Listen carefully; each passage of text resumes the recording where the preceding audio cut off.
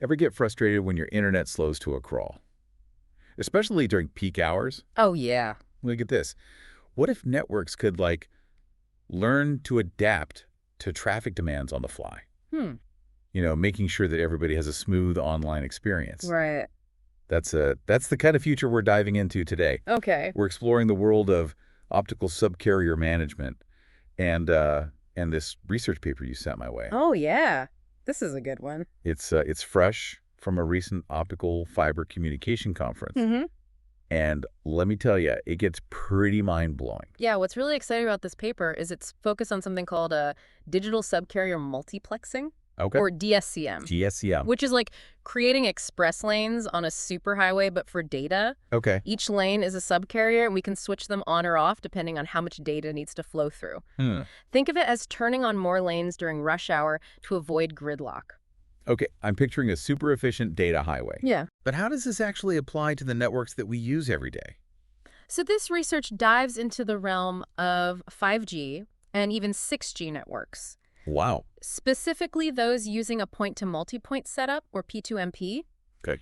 Imagine a central hub, like a powerful antenna connecting to multiple smaller nodes, kind of like a star with its points radiating outward. Yeah. That's P2MP in a nutshell. Okay. It's a cost-effective way to connect tons of devices, which is crucial as we move towards a world where everything is online.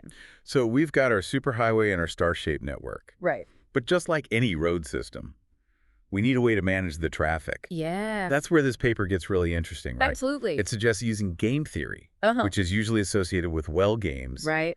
How does that apply to network management? Well, so it's not about nodes playing tic-tac-toe, All right. but the All right. core idea is similar. Okay. Each node becomes a player in a strategic game, competing for access to those precious subcarriers, Right. those data lanes. Yeah. It's like a constant dance of give and take, where each node is trying to get the bandwidth it needs while also ensuring the overall network runs smoothly. So instead of a central authority directing all the traffic, we're letting the nodes themselves figure out the best way to share resources. Exactly. That almost sounds too good to be true. Right. Does it actually work? That's where this research shines. Okay. It presents a clever algorithm that helps the nodes navigate this strategic game Mm-hmm. and ultimately leads to something called a Nash equilibrium. Isn't that where everyone gets the best possible outcome, given what everyone else is doing? Yes. No one can improve their situation by changing their strategy alone. You nailed it. It's like finding that perfect balance where everyone is happy with their share of the pie. And in the context of networks, it means finding the most efficient allocation of those subcarriers based on everyone's needs. That's a pretty compelling concept. Yeah. I'm really curious to hear how they tested this out and if it lives up to the hype. For sure. They put this game theory approach through its paces, Okay. comparing it to other methods through simulations. Right. One was a centralized method that tries to find the absolute best solution, kind of like having a supercomputer in charge of traffic management. Okay. Then there was a fixed allocation scheme, Right. where each node gets a predetermined amount of bandwidth, Yeah. no matter what. Okay. And finally, a dynamic allocation method that tries to adjust bandwidth based on immediate needs. So it's a showdown between game theory, a supercomputer, Yes. and a couple of more traditional approaches. Right? What were the results? Well, Did game theory hold its own? it exceeded expectations. Right. The game theory approach performed remarkably well, Wow. achieving results very close to that supercomputer solution, especially in networks with a smaller number of nodes. Okay. This is super promising because it shows that game theory can be just as effective as the more complex methods, Right. but potentially more efficient. That's like saying a group of self-driving cars can navigate rush hour just as well as a central traffic control system, Yeah, but without needing a massive control center. exactly. What about those simpler methods? Yeah. How do they fare? Well, as you can imagine, the fixed allocation scheme struggled. Right. It's like trying to handle rush hour with a fixed number of lanes. Uh-huh. Gridlock is inevitable.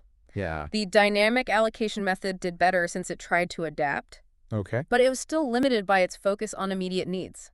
It's like driving by only looking at the car in front of you without anticipating the flow of traffic further down the road. So it's like game theory has this foresight that the other methods lack. Yes. It can anticipate future needs Right. and make smarter decisions based on that. Exactly. And that's why it shines in scenarios where traffic demands fluctuate. Okay. It can adapt to changing conditions and ensure that everyone gets the bandwidth they need, Yeah. even during peak hours. All right. I'm sold on the concept. But I'm still curious about the nitty-gritty of how this works. Sure. Each node is acting as a player. Right. But what's the game plan? So think of each node as having a mini manager Okay. that constantly monitors the data traffic coming from its connected devices. Uh-huh. This mini manager predicts how much bandwidth will be needed in the near future Okay. and communicates that information to other nodes. So it's like a network of tiny traffic reporters all sharing their predictions to get a better overall picture. Precisely based on this shared information. Okay. Each node uses the game theory algorithm to figure out the best way to request bandwidth from the central hub. Right. The hub then acts as a referee, deciding who gets what based on a set of rules designed to ensure fairness and efficiency. This whole system seems incredibly complex. It is. How do they even test something like this? Well, that's the beauty of simulations. Okay. They can create a virtual network Mhm. and test different scenarios to see how the system performs. Right. They can simulate different traffic patterns. Yeah. Different numbers of nodes, Okay. and even different types of algorithms to find the most efficient and reliable solution. Okay, so we've talked about the what and the why of this research. Right. But how does it actually impact me, the average internet user? Well, this type of research is paving the way for a future where networks can seamlessly adapt to our ever-growing data demands. Imagine streaming a 4K movie video, conferencing with colleagues, and downloading large files all at the same time without a single hiccup. Yeah, That's the kind of experience these intelligent networks could enable. that sounds amazing. It does. But it also sounds pretty futuristic. Yeah. Are we talking years, decades, or centuries before this becomes a reality? While we're not quite there yet, Okay. this research is a significant step towards that future. Yeah. It demonstrates that self-organizing networks powered by game theory are not just a theoretical concept, but a practical possibility. With continued research and development, we could see these intelligent networks becoming a reality sooner than we think. That's great to hear. Yeah. You know, we've been diving deep into the technical aspects of this paper, Right. but you mentioned earlier that this goes beyond just networks. Yes. What did you mean by that? This idea of distributed intelligence, Okay. where individual components work together to achieve a common goal without central control, Yeah. has implications far beyond telecommunications. Okay. We're already seeing this in areas like robotics, finance, and even urban planning. So we're talking about a shift from top-down control to a more collaborative, bottom-up approach. Exactly. And that shift has the potential to revolutionize the way we design and manage complex systems, from smart cities to self-driving car fleets. This is incredibly fascinating. It is. But before we get too carried away with future possibilities, Sure. let's circle back to the research at hand. Okay. You mentioned some potential downsides to these distributed systems, like the increased communication between nodes. Are there any other challenges that researchers are grappling with? That's a great point. It's like having a room full of people all trying to talk at once. Yeah. It can get pretty chaotic. Exactly. One of the big challenges is figuring out how to minimize that chatter Right. and make the communication between nodes more efficient. I imagine that's where things like machine learning could come into play, right? Absolutely. We hear so much about AI these days, but how could it be used to improve these networks? That's a really exciting area of research.